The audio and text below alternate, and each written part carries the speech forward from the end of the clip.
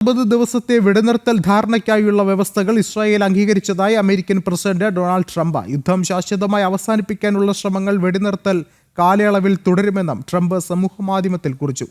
ധാരണ ഹമാസ് അംഗീകരിക്കുമെന്നാണ് പ്രതീക്ഷിക്കുന്നത്. അല്ലാത്തപക്ഷം വലിയ ആഘാതം തന്നെ അവർക്ക് സംഭവിച്ചേക്കുമെന്നും ട്രംപ് മുന്നറിയിപ്പ് നൽകുന്നുണ്ട്. മധ്യസ്ഥ രാജ്യങ്ങളായ ഈജിപ്തും ഖത്തറും വെടിനിർത്തൽ ധാരണയ്ക്ക് കാര്യമായ ശ്രമങ്ങൾ നടത്തിയെന്നും ട്രംപ് പറയുന്നു.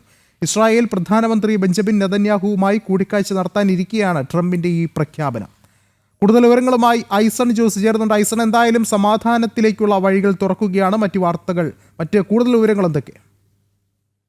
തീർച്ചയായും വിഷ്ണു, സമാധാനത്തിലേക്കുള്ള വഴികൾ ഇസ്രായേൽ ഹമാസ് ഗാസ യുദ്ധത്തിൽ തുറക്കുന്നു എന്ന് തന്നെയാണ് ഇപ്പോൾ നമുക്ക് മനസ്സിലാക്കാൻ സാധിക്കുന്നത്. 60 ദിവസത്തെ വെടിനിർത്തലിനുള്ള ധാരണ ഇസ്രായേൽ അംഗീകരിച്ചതായാണ് അമേരിക്കൻ പ്രസിഡന്റ് തന്റെ സമൂഹ മാധ്യമങ്ങളിലൂടെ ഇപ്പോൾ വ്യക്തമാക്കിയിരിക്കുന്നത്. നമുക്കറിയാവുന്നതാണ്, ജനുവരി 19-നാണ് ആദ്യഘട്ടം വെടിനിർത്തൽ നടപ്പായത്. അത് ട്രംപ് അധികാരത്തിൽ വരുന്നതിന് തൊട്ട് മുൻപുള്ള ദിവസം ഡൊണാൾഡ് ട്രംപ് അധികാരത്തിലെത്തിയ 20-ാം തീയതിക്ക് തൊട്ട് മുൻപാണ് ഈ വെടിനിർത്തൽ നടപ്പായത്. ജോ ബൈഡൻ ഉൾപ്പെടെയുള്ള പ്രസിഡന്റുമാരുടെ ഇടപെടലിനെ തുടർന്നാണ് അന്ന് വെടിനിർത്തൽ യാഥാർത്ഥ്യമാവുകയും ചെയ്തത്. പിന്നീട് പല പ്രശ്നങ്ങളെ തുടർന്ന് വെടിനിർത്തൽ 3 ഘട്ടങ്ങളിലായി നടപ്പാക്കുന്നത് നീട്ടിവെക്കേണ്ട സാഹചര്യം ഉണ്ടായിരുന്നു. ആദ്യഘട്ടം വെടിനിർത്തൽ അവസാനിക്കുന്നതിന് മുമ്പ് തന്നെ വീണ്ടും സംഘർഷങ്ങളിലേക്ക് കാര്യങ്ങൾ നീങ്ങുകയും ചെയ്തു.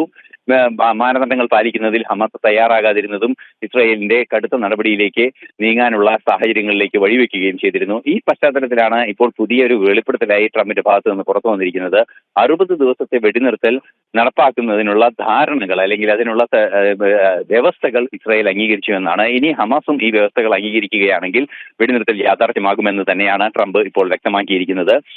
നേരത്തെ സൂചിപ്പിച്ചതുപോലെ ഹമാസിന്റെ മധ്യസ്ഥ രാജ്യങ്ങളായ ഖത്തറും ഈജിപ്തും കാര്യമായ ഇടപെടൽ നടത്തിയെന്നും അദ്ദേഹം അറിയിക്കുന്നുണ്ട്. മറ്റൊരു കൃത്യമായ മുന്നറിയിപ്പ് ഹമാസിനെ ട്രംപ് നൽകുന്നത്, ഈ വെടിനിർത്തൽ ധാരണ പരസ്പരം അംഗീകരിക്കാത്ത പക്ഷം അല്ലെങ്കിൽ അത്തരത്തിലൊരു ധാരണകൾ പൂർണ്ണമായും അംഗീകരിക്കാത്ത പക്ഷം വലിയ ആഘാതം അവർ നേരിടേണ്ടി വരുമെന്നാണ്. നമുക്കറിയാവുന്നതാണ്, ഇക്കഴിഞ്ഞ ദിവസങ്ങളിലെല്ലാം തന്നെ വടക്കൻ ഗാസയിൽ നിന്നും ആളുകൾ ഒഴിപ്പിക്കുന്നതും ചില സൈനിക നടപടികളും എല്ലാം തന്നെ ഉണ്ടാവുകയും ചെയ്തിരുന്നു. അത്തരത്തിലുള്ള ശക്തമായ സൈനിക നീക്കത്തിലേക്ക് നീങ്ങുന്നതിനുള്ള സാഹചര്യം ഇസ്രായേലിന് ഒരുക്കരുത് എന്ന മുന്നറിയിപ്പ് തന്നെയാണ് ഇപ്പോൾ ഹമാസിന് നൽകിയിരിക്കുന്നത്. മാത്രമല്ല, പലതരത്തിൽ വെടിനിർത്തലിനും അനുബന്ധ രീതിയിലുള്ള ചർച്ചകൾക്കും തയ്യാറാണെന്ന് ഹമാസിന്റെ ഭാഗത്തു നിന്നും പല മധ്യസ്ഥരോടും പറയുന്ന ഒരു സാഹചര്യം കൂടി ഉണ്ടായിരുന്നു ഹമാസിൽ നിന്നും. ഇത്തരത്തിലുള്ള ഒരു ശക്തമായ നിലപാടുകളുടെ കൂടി ഭാഗമായാണ് ഇപ്പോൾ വെടിനിർത്തൽ 60 ദിവസത്തേക്കുള്ള വെടിനിർത്തലിനുള്ള വ്യവസ്ഥകൾ ധാരണ സംബന്ധിച്ച് അല്ലെങ്കിൽ പൂർണ്ണമായും നടപ്പാക്കുന്നത് സംബന്ധിച്ചുള്ള വ്യവസ്ഥകൾ ഇസ്രായേൽ അംഗീകരിച്ചുവെന്ന് ട്രംപ് അറിയിക്കുകയും ചെയ്തിരിക്കുന്നത്. തീർച്ചയായും പ്രതീക്ഷ നൽകുന്ന ഒരു കാര്യമാണ്. ശാശ്വത സമാധാനത്തിലേക്ക് കാര്യങ്ങൾ കൊണ്ടുപോകുന്നതിനുള്ള ചർച്ചകൾ തുടർന്ന് ആ 60 ദിവസത്തിനുള്ളിൽ നടത്തുകയും ചെയ്യുമെന്നും ട്രംപ് അറിയിക്കുന്നുണ്ട്.